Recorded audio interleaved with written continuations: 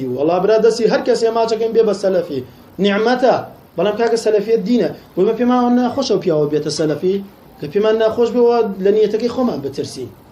وەڵا برا پێم خۆشە پێڵاوی شێنێنێ سەر و سەر چاوم بەخوا بێ بە سەلەفی تێگەشتی بەخوا و پەڕی ڕێزیشی لێگرم